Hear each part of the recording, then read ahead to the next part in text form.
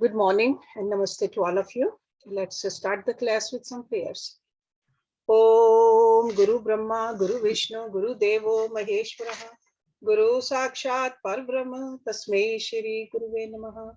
Om Bhu Bhuvaswaha, Tatsavitra Vargo Devasya Dhimahi, Dhiyo Yo Naha Prachodayat, Asto Ma Satgamya, Tamso Ma Jyotirgamya, Mrityurma Amritam Gamya. ओम सहनावतु सहनौ भुनक्तु सहवीर्यं करवावहि तेजस्विनावधीतमस्तु मा विद्विषावहि. ओम शांति शांति शांति. So Mondays we are reading Shiv Purana and we are on Adhyay number 14 and this reading is in Hindi. So title of this chapter is अग्नि यज्ञ, देव यज्ञ और ब्रह्म यज्ञ आदि का वर्णन. भगवान शिव के द्वारा 7 वारों का निर्माण तथा उनमें देव आराधन से विभिन्न प्रकार के फलों की प्राप्ति का कथन. So these यज्ञ, देव यज्ञ, ब्रह्म यज्ञ, these are the same yajna as we talk about that for a grihastha there is a panch mahayajna. We are supposed to do these yajnas. Okay? So ऋषियों ने कहा, प्रभु अग्नि यज्ञ, देव यज्ञ, ब्रह्म यज्ञ, गुरु पूजा तथा ब्रह्म तृप्ति का हमारे समक्ष क्रमशः वर्णन कीजिए. सूत जी बोले, महर्षियों, गृहस्थ पुरुष अग्नि में सायंकाल और प्रातःकाल जो चावल आदि द्रव्य की आहुति देता है उसी को अग्नि यज्ञ कहते हैं. And all of you are familiar with that, the अग्नि यज्ञ. जो ब्रह्मचर्य आश्रम में स्थित हैं उन ब्रह्मचारियों के लिए समिधा का आधान ही अग्नि यज्ञ है. क्योंकि ब्रह्मचारी in schooling age you really don't have money, so what do? You cannot buy the other samagris. All you do is samidha. Samidha means लकड़ियां, सूखी हुई लकड़ियां इकट्ठी करके गुरु के पास लेकर जाना, समिधा. वे समिधा का ही अग्नि में हवन करें. ब्राह्मणों, ब्रह्मचर्य आश्रम में निवास करने वाले द्विजों का जब तक विवाह ना हो जाए और वे उपासन अग्नि की प्रतिष्ठा ना कर लें तब तक उनके लिए अग्नि में समिधा की आहुति, व्रत आदि का पालन तथा विशेष यजन आदि ही कर्तव्य है. यही उनके लिए अग्नि यज्ञ है. द्विजो, जिन्होंने बाह्य अग्नि को विसर्जित करके अपने आत्मा में ही अग्नि का आरोप कर लिया है, ऐसे वानप्रस्थियों और सन्यासियों के लिए यही हवन या अग्नि यज्ञ है कि वे हित समय पर हितकर, परिमित और पवित्र अन्न का भोजन कर लें. So the same term, different meaning in different stage in life. That's what we have to understand. ब्राह्मणों, सायंकाल अग्नि के लिए दी हुई आहुति संपत्ति प्रदान करने वाली होती है ऐसा जानना चाहिए और प्रातःकाल सूर्य देव को दी हुई आहुति आयु की वृद्धि करने वाली होती है. ये बात अच्छी तरह समझ लेनी चाहिए. दिन में अग्नि देव सूर्य में ही प्रविष्ट हो जाते हैं, अतः प्रातःकाल सूर्य को दी हुई आहुति भी अग्नि यज्ञ के ही अंतर्गत है. इस प्रकार ये अग्नि यज्ञ का वर्णन किया गया है. इंद्र आदि समस्त देवताओं के उद्देश्य से अग्नि में जो आहुति दी जाती है उसे देव यज्ञ समझना चाहिए. सथाली पाक आदि यज्ञों को, सथाली पाक क्या होता है? सिस थाली, with the thali. So it's offering of cooked food with the vessel. That's a thali pak. So it's like a दान करना, including the dishes. So सथाली पाक आदि यज्ञों को देव यज्ञ ही मानना चाहिए. लौकिक अग्नि में प्रतिष्ठित जो चूड़ाकरण आदि संस्कार, चूड़ाकरण क्या होता है? When we do the mundan sanskar, that's called the चूड़ाकरण. the first haircut ceremony. So there are 16 sanskar you are all familiar with. So he's talking about चूड़ाकरण आदि संस्कार निमित्तक हवन कर्म है, उन्हें भी देव यज्ञ के ही अंतर्गत जानना चाहिए. See, there are nitya कर्म and नैमित्तिक कर्म. Okay, नैमित्तिक is periodic, so जो संस्कार करते हैं.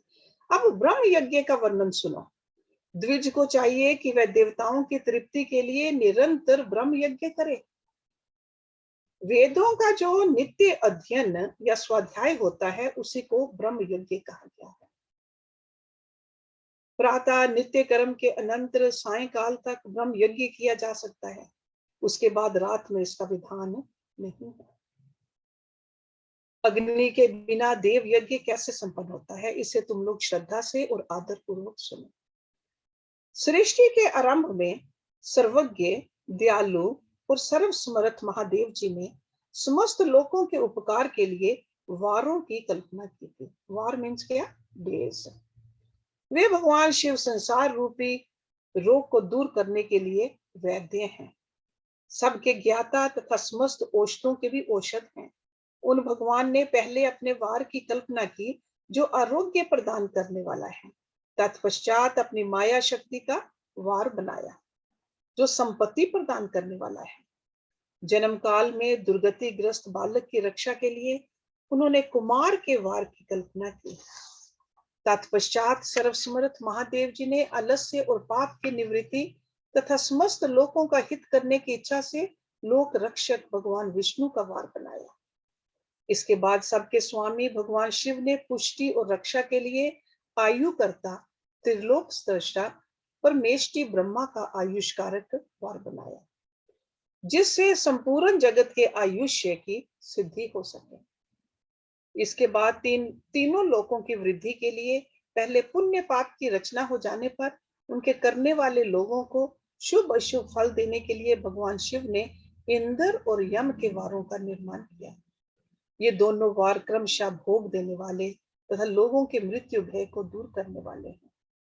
इसके बाद सूर्य आदि 7 ग्रहों को जो अपने ही स्वरूप भूत तथा प्राणियों के लिए सुख दुख के सूचक हैं, भगवान शिव ने उपयुक्त 7 वारों का स्वामी निश्चित किया. तो सारे वारों का स्वामी कौन है? Surya. And we all know that because of this गति द वार्स आर देयर.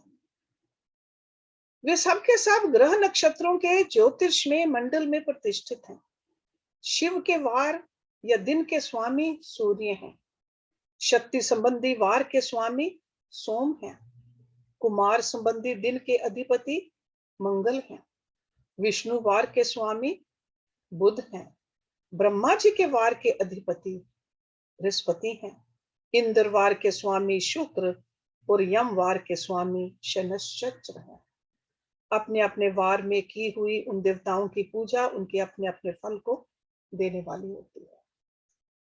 सूर्य आरोग्य के और चंद्रमा संपत्ति के दाता हैं. आरोग्य क्या होता है? हेल्थ, जहां रोग ना हो, आरोग्य. मंगल व्याधियों का निवारण करने वाले हैं. बुध पुष्टि देते हैं. बृहस्पति आयु की वृद्धि करते हैं. शुक्र भोग देते हैं और शनैश्चर मृत्यु का निवारण करते हैं. ये 7 वारों के क्रमशः फल बताए गए हैं जो उन देवताओं की प्रीति से प्राप्त होते हैं. अन्य देवताओं की भी पूजा का फल देने वाले भगवान शिव ही हैं. देवताओं की प्रसन्नता के लिए पूजा की 5 प्रकार की ही पद्धति बनाई गई.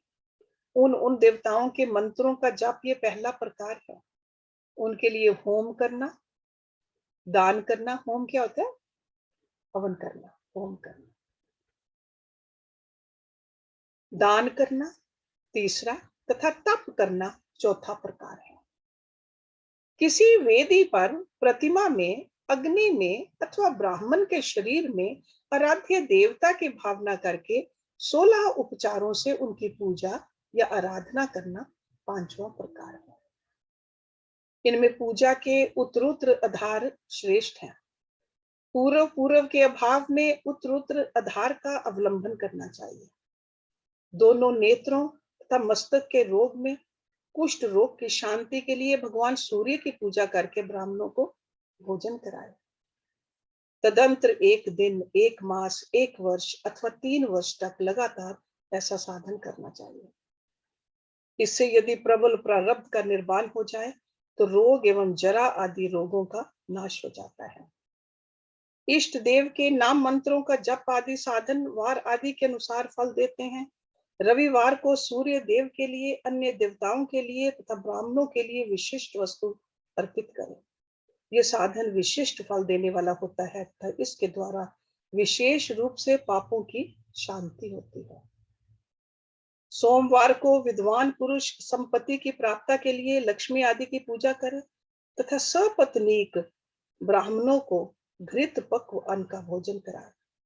मंगलवार को रोगों की शांति के लिए काली आदि की पूजा करें तथा उड़द, मूंग एवं अरहर की दाल आदि से युक्त अन्न ब्राह्मणों को भोजन कराए। बुधवार को विद्वान पुरुष दधि युक्त अन्न से भगवान विष्णु का पूजन करें। ऐसा करने से सदा पुत्र, मित्र और कलत्र आदि की पुष्टि होती है। कलत्र क्या होता है? वाइफ। जो दीर्घायु होने की इच्छा रखता हो वह गुरुवार को देवताओं की पुष्टि के लिए वस्त्र, यज्ञोपवीत तथा घृत मिश्रित खीर से यजन पूजन करे। भोगों की प्राप्ति के लिए शुक्रवार को एकाग्रचित होकर देवताओं का पूजन करे और ब्राह्मणों की तृप्ति के लिए षठ रस युक्त अन्न दे। इसी प्रकार स्त्रियों की प्रसन्नता के लिए सुंदर वस्त्र आदि का विधान करे। शनैश्चर अपमृत्यु का निवारण करने वाला है। उस दिन बुद्धिमान पुरुष रुद्र आदि की पूजा करे। तिल के होम से, दान से देवताओं को संतुष्ट करके ब्राह्मणों को तिल मिश्रित अन्न भोजन कराए। जो इस तरह देवताओं की पूजा करेगा वह आरोग्य आदि फल का भागी होगा। देवताओं के नित्य पूजन, विशेष पूजन, स्नान, दान, जप, होम तथा ब्राह्मण तर्पण आदि में एवं रवि आदि वारों में विशेष तिथि और नक्षत्रों का योग प्राप्त होने पर विभिन्न देवताओं के पूजन में सर्वज्ञ जगदीश्वर भगवान शिव ही उन देवताओं के रूप में पूजित हों। सब लोगों को आरोग्य आदि फल प्रदान करते हैं। देश, काल, पात्र, द्रव्य, श्रद्धा एवं लोक के अनुसार उनके तारतम्य क्रम का ध्यान रखते हुए महादेव जी आराधना करने वाले लोगों को आरोग्य आदि फल देते हैं। शुभ के आरंभ में और अशुभ के अंत में। अशुभ क्या है? शुभ, शुभ मीन्स जो ऑल द कर्म, मंगलकारी कर्म करते हैं। अशुभ क्या है? जब अंत्येष्टि आदि कर्म, after the death of the body के अंत में तथा जन्म नक्षत्रों के आने पर गृहस्थ पुरुष अपने घर में आरोग्य आदि की समृद्धि के लिए सूर्य आदि ग्रहों का पूजन करें। इससे सिद्ध है कि देवताओं का यजन संपूर्ण अभीष्ट वस्तुओं को देने वाला होता है। ब्राह्मणों का देव यजन कर्म वैदिक मंत्र के साथ होना चाहिए। यहाँ ब्राह्मण शब्द क्षत्रिय और वैश्य का भी उपलक्षण है।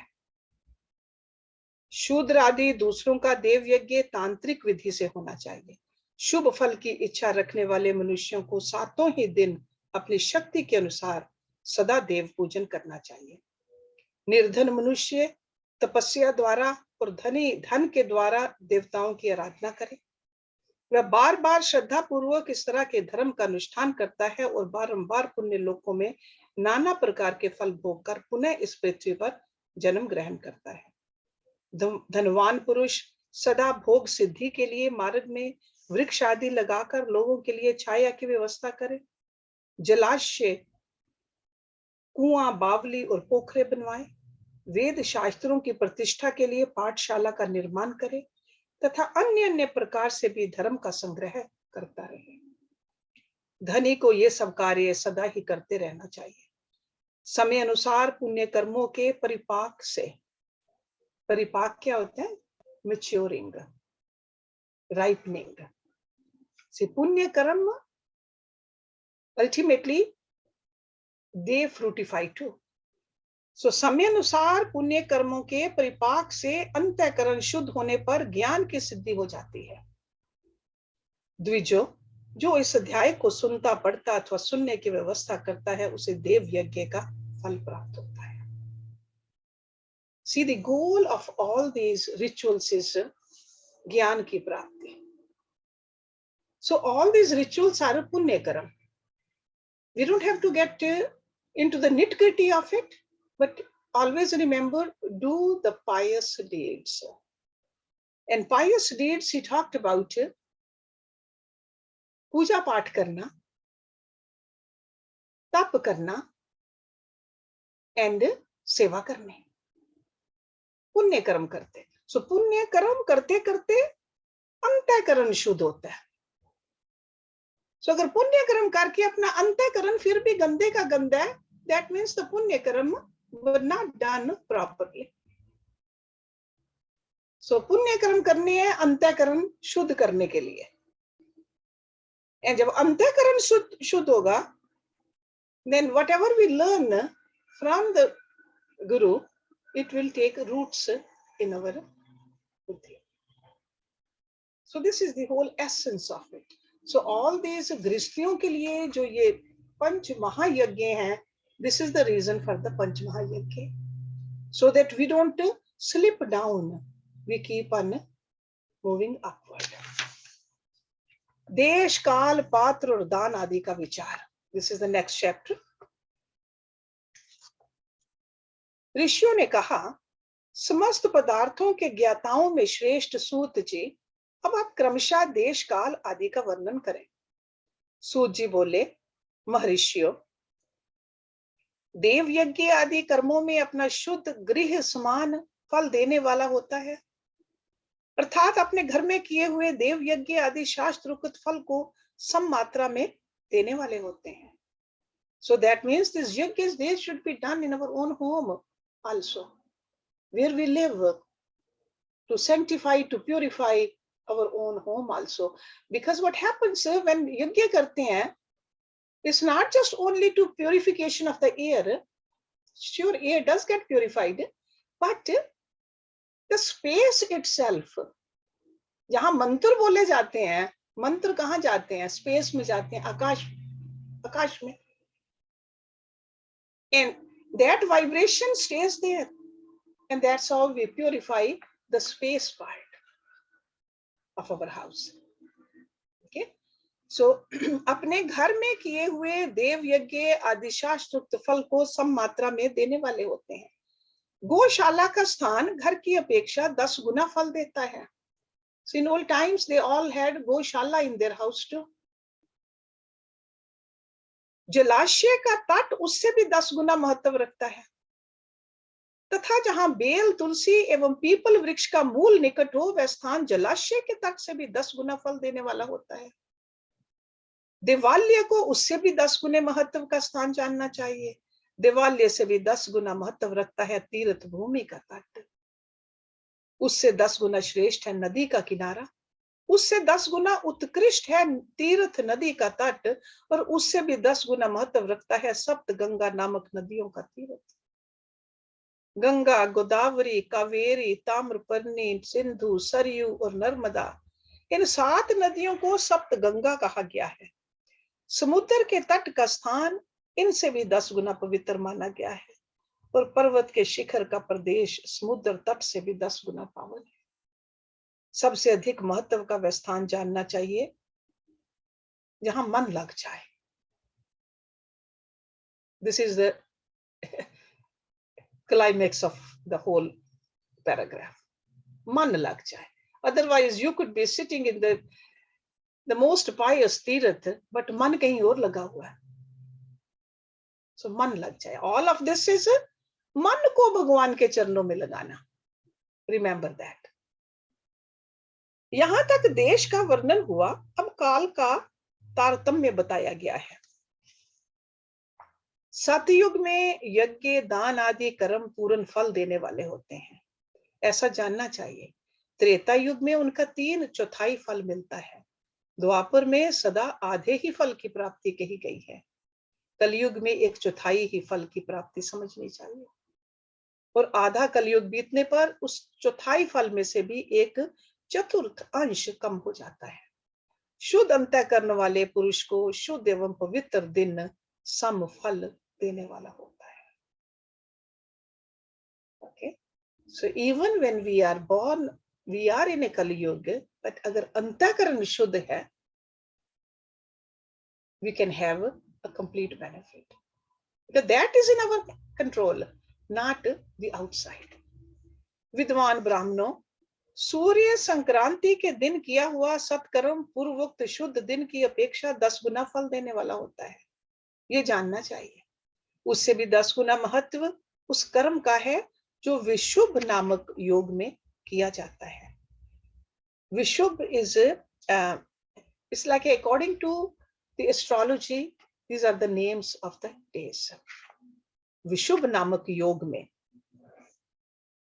see in the footnote it says, ज्योतिष के अनुसार वह समय जबकि सूर्य विशुभ रेखा पर पहुंचता है और दिन तथा रात दोनों बराबर होते हैं, वर्ष में 2 बार आता है विशुभ। So that's the particular time they're talking about. दक्षिणायन आरंभ होने के दिन अर्थात कर्की संक्रांति में किए हुए पुण्य कर्म का महत्व विशुभ से भी 10 गुना माना गया है। उससे भी 10 गुना मकर संक्रांति में, और उससे भी 10 गुना चंद्र ग्रहण में किए हुए पुण्य का महत्व है। सूर्य ग्रहण का समय सबसे उत्तम है, उसमें किए गए पुण्य कर्म का फल चंद्र ग्रहण से भी अधिक और पूर्ण मात्रा में होता है। इस बात को विज्ञ पुरुष जानते हैं। जगत रूपी सूर्य का राहु रूपी विष से संयोग होता है, इसलिए सूर्य ग्रहण का समय रोग प्रदान करने वाला है। अतः उस विष की शांति के लिए उस समय स्नान, दान और जप करें। वह काल विष की शांति के लिए उपयोगी होने के कारण पुण्यप्रद माना गया है। जन्म नक्षत्र के दिन तथा व्रत की पूर्ति के दिन का समय सूर्य ग्रहण के समान ही समझा जाता है, परंतु महापुरुषों के संग का काल करोड़ों सूर्य ग्रहण के समान पावन है, ऐसा ज्ञानी पुरुष जानते मानते हैं। तपोनिष्ठ योगी और ज्ञान निष्ठ यति ये पूजा के पात्र हैं, क्योंकि ये पापों के नाश में कारण होते हैं। जिसने 24 लाख गायत्री का जप कर लिया हो, वह ब्राह्मण भी पूजा का उत्तम पात्र है। वह संपूर्ण फलों और भोगों को देने में समर्थ है। जो पतन से त्राण करता अर्थात नरक में गिरने से बचाता है, उसके लिए इसी गुण के कारण शास्त्र में पात्र शब्द का प्रयोग होता है। वह दाता का पातक से त्राण करने के कारण पात्र कहलाता है। गायत्री और गायक का पतन से त्राण करती है, इसलिए वह गायत्री कहलाती है। जैसे इस लोक में जो धनहीन है वह दूसरे को धन नहीं देता, जो यहाँ धनवान है वही दूसरे को धन दे सकता है। So whatever you have, only that you can give. उसी तरह जो स्वयं शुद्ध और पवित्र आत्मा है वही दूसरे मनुष्यों का त्राण या उद्धार कर सकता है। It's very logical. जो गायत्री का जप करके शुद्ध हो गया है वही शुद्ध ब्राह्मण कहलाता है। इसलिए दान, जप, होम और पूजा सभी कर्मों के लिए वही शुद्ध पात्र है। ऐसा ब्राह्मण ही दान तथा रक्षा करने की पात्रता रखता है। स्त्री हो या पुरुष, जो भी भूखा हो वही अन्न दान का पात्र है। जिसको जिस वस्तु की इच्छा हो उसे वह वस्तु बिना मांगे ही दे दी जाए तो दाता को उस दान का पूरा पूरा फल प्राप्त होता है। ऐसी महर्षियों की मान्यता है। जो सवाल या याचना करने के बाद दिया गया हो वह दान आधा ही फल देने वाला बताया गया है। अपने सेवक को दिया हुआ दान 1/4 फल देने वाला होता है। विप्रवरो, जो जाति मात्र से ब्राह्मण है और दीनता पूर्ण वृत्ति से जीवन बिताता है, उसे दिया हुआ धन का दान दाता को इस भूतल पर 10 वर्षों तक भोग प्रदान करने वाला होता है। वही दान यदि वेद वेता ब्राह्मण को दिया जाए तो वह स्वर्ग लोक में देवताओं के वर्ष से 10 वर्षों तक दिव्य भोग देने वाला होता है। शील और उच्च वृत्ति से लाया हुआ, and in the there is a part of the mantra over here to explain shil and uch vritti. And in the footnote on the next page, it has been explained that खेत cut जाने या बाजार उठ जाने पर वहां बिखरे हुए अन्न के एक एक कण को चुनना और उससे जीविका चलाना उच्च वृत्ति है. Okay, so whatever is left over उसको इकट्ठा कर लेना. तथा खेत की फसल कट जाने पर वहां पड़ी गेहूं आदि की बालें बीनना शिला कहा है और उससे जीविका चलाना शिला वृत्ति है. So it's like left over. और गुरु दक्षिणा में प्राप्त हुआ अन्न धन शुद्ध द्रव्य कहलाता है. उसका दान दाता को पूर्ण फल देने वाला बताया गया है. क्षत्रियों का शौर्य से कमाया हुआ, वैश्यों का व्यापार से आया हुआ और शूद्रों का सेवा वृत्ति से प्राप्त किया हुआ धन भी उत्तम द्रव्य कहलाता है. धर्म की इच्छा रखने वाली स्त्रियों को जो धन पिता एवं पति से मिला हो, उनके लिए वह उत्तम द्रव्य है. गौ आदि 12 वस्तुओं का चैत्र आदि 12 महीनों में क्रमशः दान करना चाहिए. गौ, भूमि, तिल, सुवर्ण, घी, वस्त्र, धान्य, गुड़, चांदी, नमक, कोहड़ा और कन्या, ये ही वे 12 वस्तुएं हैं. इनमें गोदान से कायिक, वाचिक और मानसिक. Okay, so कायिक is bodily, वाचिक verbal, मानसिक mental. पापों का निवारण तथा कायिक आदि पुण्य कर्मों की पुष्टि होती है. ब्राह्मणों, भूमि का दान इहलोक और परलोक में प्रतिष्ठा की प्राप्ति कराने वाला है. तिल का दान बलवर्धक एवं मृत्यु का निवारक होता है. सुवर्ण का दान जठराग्नि को बढ़ाने वाला तथा वीर्यदायक है. घी का दान पुष्टिकारक होता है.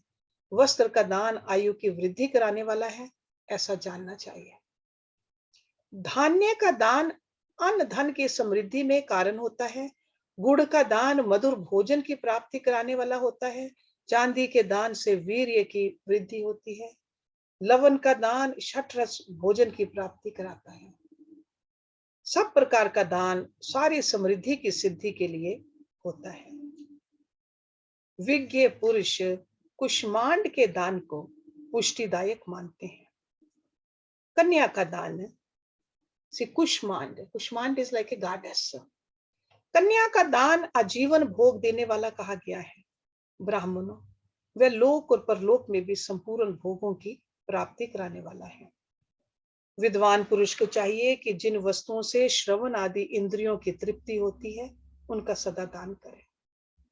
श्रोत्र आदि 10 इंद्रियों के जो शब्द आदि 10 विषय हैं, उनका दान किया जाए तो वे भोगों की प्राप्ति कराते हैं तथा दिशा आदि इंद्रिय देवताओं को संतुष्ट करते हैं. वेद और शास्त्र को गुरुमुख से ग्रहण करके गुरु के उपदेश से अथवा स्वयं ही बोध प्राप्त करने के पश्चात जो बुद्धि का ये निश्चय होता है कि कर्मों का फल अवश्य मिलता है, इसी को उच्च कोटि की आस्तिकता कहते हैं. भाई बंधु अथवा राजा के भय से जो आस्तिकता बुद्धि या श्रद्धा होती है, वह कनिष्ठ श्रेणी की आस्तिकता है जो सर्वथा दरिद्र है. इसलिए जिसके पास सभी वस्तुओं का अभाव है, वह वाणी अथवा कर्म द्वारा यजन करे. मंत्र, स्तोत्र और जप आदि को वाणी द्वारा किया गया यजन समझना चाहिए तथा तीर्थ यात्रा और व्रत आदि को विद्वान पुरुष शारीरिक यजन मानते हैं. जिस किसी भी उपाय से थोड़ा हो या बहुत देवता अर्पण बुद्धि से जो कुछ भी दिया अथवा किया जाए, वह दान या सत्कर्म भोगों की प्राप्ति कराने में समर्थ होता है. तपस्या और दान, ये 2 कर्म मनुष्य को सदा करने चाहिए. Same thing lord Krishna said in Bhagavad Gita. तपस्या और दान, ये 2 कर्म मनुष्य को सदा करने चाहिए तथा ऐसे गृह का दान करना चाहिए जो अपने वर्ण और गुण से सुशोभित हो. बुद्धिमान पुरुष देवताओं की तृप्ति के लिए जो कुछ देते हैं, वह अतिशय मात्रा में और सब प्रकार के भोग प्रदान करने वाला होता है। उस दान से विद्वान पुरुष इहलोक और परलोक में उत्तम जन्म और सदा सुलभ होने वाला भोग पाता है। ईश्वर अर्पण बुद्धि से यज्ञ दान आदि कर्म करके मनुष्य मोक्ष फल का भागी होता है।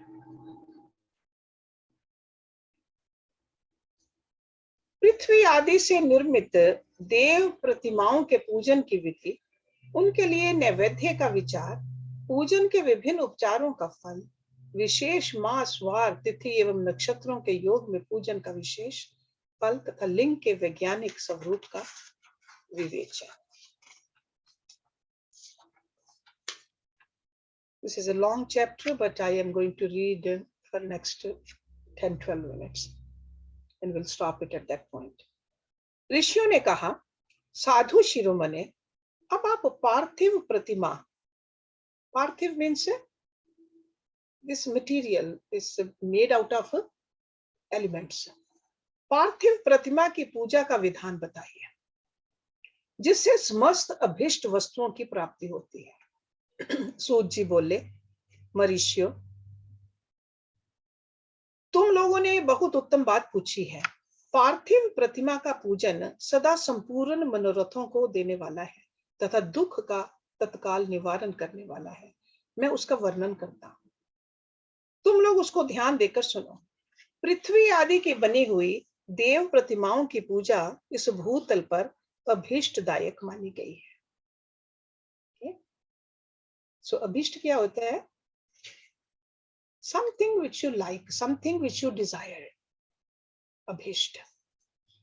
निश्चय ही इसमें पुरुषों का और स्त्रियों का भी अधिकार है। नदी, पोखरे अथवा कुएं में प्रवेश करके पानी के भीतर से मिट्टी ले आए, फिर गंध चूर्ण के द्वारा उसका संशोधन करे और शुद्ध मंडप में रखकर उसे महीन पीसे और साने।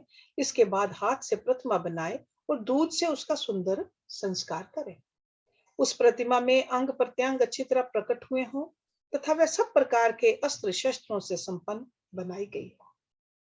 तदंतर उसे पद्मासन पर स्थापित करके आदर पूर्वक उसका पूजन करें। गणेश, सूर्य, विष्णु, दुर्गा और शिव की प्रतिमा का, शिव का एवं शिवलिंग का द्विज को सदा पूजन करना चाहिए। षोडश उपचार पूजन जनित फल की सिद्धि के लिए 16 उपचारों द्वारा पूजन करना चाहिए। पुष्प से प्रोक्षण और मंत्र पाठ पूर्वक अभिषेक करें।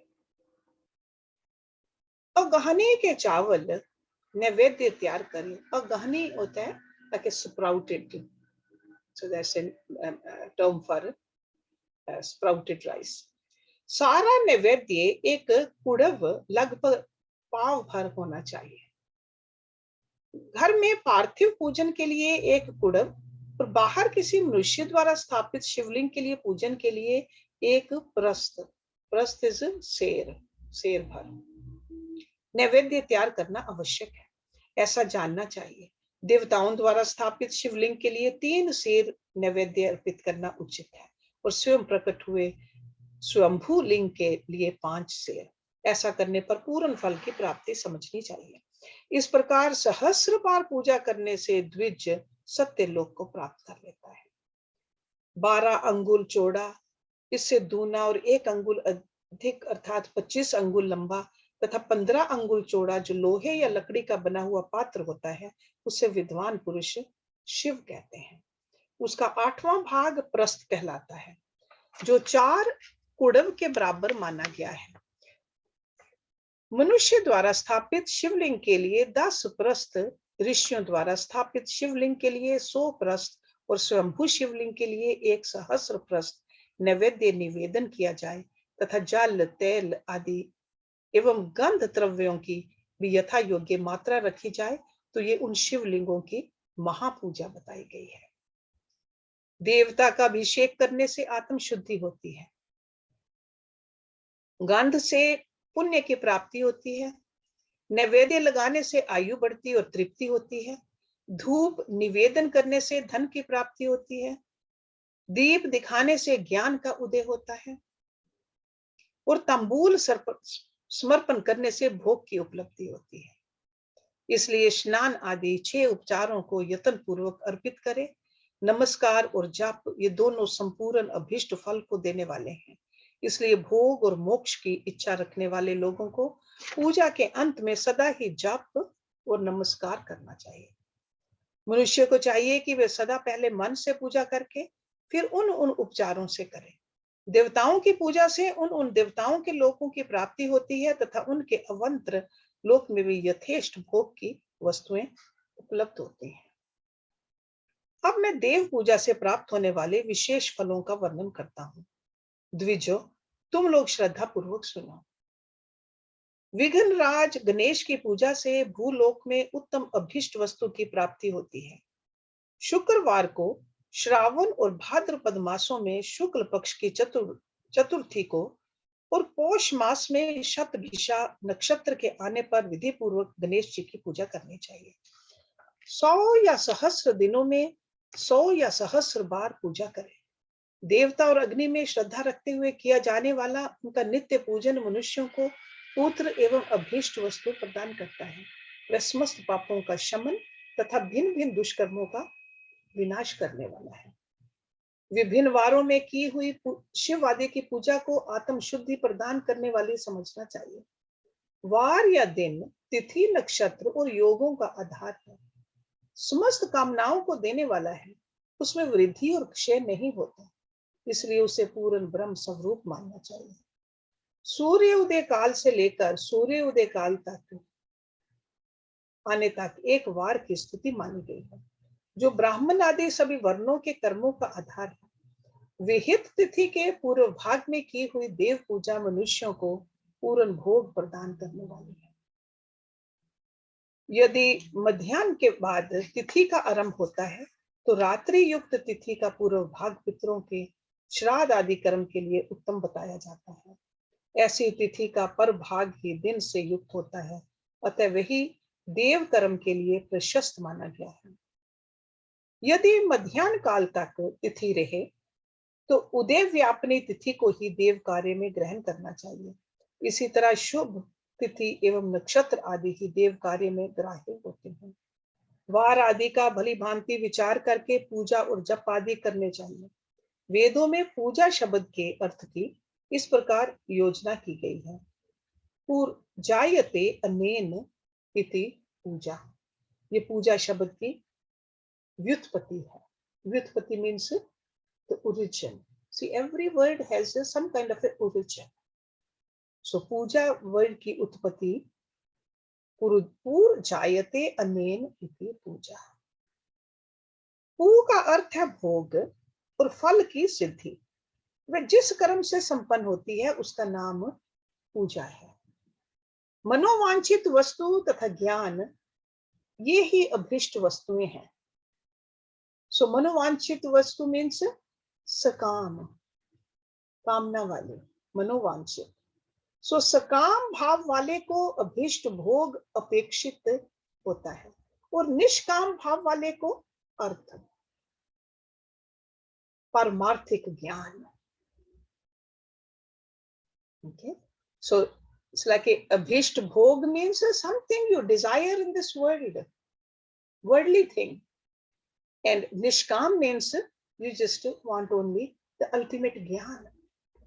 ये दोनों ही पूजा शब्द के अर्थ हैं। इनकी योजना करने से ही पूजा शब्द की सार्थकता है। इस प्रकार लोक और वेद में पूजा शब्द का अर्थ विख्यात है। नित्य और नैमित्तिक कर्म कालांतर में फल देते हैं। कालांतर मीन्स काल के अंतर। किंतु काम्य कर्म का यदि भली भांति अनुष्ठान हुआ हो तो वह तत्काल फलद होता है। प्रतिदिन एक पक्ष, एक मास और एक वर्ष तक लगातार पूजन करने से उन कर्मों के फल की प्राप्ति होती है और उनसे वैसे ही पापों का क्रमशः क्षय होता है। प्रत्येक मास के कृष्ण पक्ष की चतुर्थी तिथि को की हुई महागणपति की पूजा एक पक्ष के पापों का नाश करने वाली और एक पक्ष तक उत्तम भोग रूपी फल देने वाली होती है। चैत्र मास में चतुर्थी को की हुई पूजा एक मास तक किए गए पूजन का फल देने वाली होती है और जब सूर्य सिंह राशि पर स्थित हो उस समय भाद्रपद मास की चतुर्थी को की हुई गणेश जी की पूजा 1 वर्ष तक मनोवांछित भोग प्रदान करती है, ऐसा जानना चाहिए। श्रावण मास के रविवार को हस्त नक्षत्र से युक्त सप्तमी तिथि को तथा माघ शुक्ला सप्तमी को भगवान सूर्य का पूजन करना चाहिए। ज्येष्ठ तथा भाद्रपद मासों के बुधवार को श्रवण नक्षत्र से युक्त द्वादशी तिथि को तथा केवल द्वादशी को भी किया गया भगवान विष्णु का पूजन अभीष्ट संपत्ति को देने वाला माना गया है। श्रावण मास में की जाने वाली श्री हरि की पूजा अभीष्ट मनोरथ और आरोग्य प्रदान करने वाली होती है। अंगों एवं उपकरणों सहित पूर्वोक्त गौ आदि 12 वस्तुओं का दान करने से जिस फल की प्राप्ति होती है उसी को द्वादशी तिथि में आराधना द्वारा श्री विष्णु की तृप्ति करके मनुष्य प्राप्त कर लेता है। जो द्वादशी तिथि को भगवान विष्णु के 12 नामों द्वारा 12 ब्राह्मणों का षोडशोपचार पूजन करता है वह उनकी प्रसन्नता प्राप्त कर लेता है। इसी प्रकार संपूर्ण देवताओं के विभिन्न 12 नामों द्वारा किया हुआ 12 ब्राह्मणों का पूजन उन देवताओं को प्रसन्न करने वाला होता है। Let's stop it here and then we can have some discussion. ओम पूर्णमदः पूर्णमिदं पूर्णात् पूर्णमुदच्यते पूर्णस्य पूर्णमदाय पूर्णमेवावशिष्यते। ओम शांति शांति शांति। So we'll start reading from this.